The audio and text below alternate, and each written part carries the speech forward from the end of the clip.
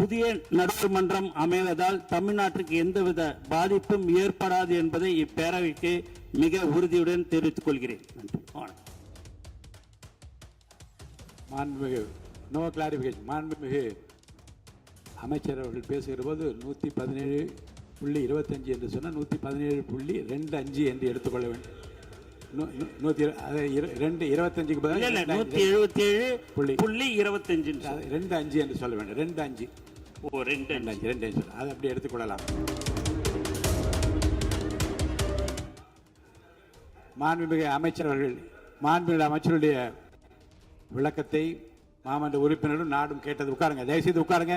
இடையில அனுமதிக்க முடியாது. தயவுசெய்து உட்காருங்க, தயவுசெய்து உட்காருங்க, அமைதியை உட்காருங்க. இந்த மேகதாது பிரச்சனையை பற்றி பாரதிய ஜனதா கட்சி உட்பட அவையில் உள்ள அனைத்து கட்சிகளும் ஏகமனதாக ஒரு தீர்மானத்தை நிறைவேற்றி இருக்கிறோம். அதில் எந்த விதமான ஆட்சேபனை இல்லாமல், எதிர்கருத்து இல்லாமல் எல்லா கட்சிகளும் ஏற்றுக்கொண்டு ஒப்புதல் அளித்து, ஆம் ஏற்போரே அதிகம் என்று கருதுகிறேன், ஏற்போரே அதிகம், மறுப்போர் இல்லை என்று ஏகமனதாக சொல்லிய பிறகு இனி இந்த மாமன்றத்தில் அந்த தீர்மான மேகதாது பற்றி பேசுவதற்கு நான் அனுமதிக்க மாட்டேன். மற்ற விஷயங்களை பற்றி மட்டும்தான் பேச முடியும். அதில் நான் உறுதியாக சொல்கிறேன்.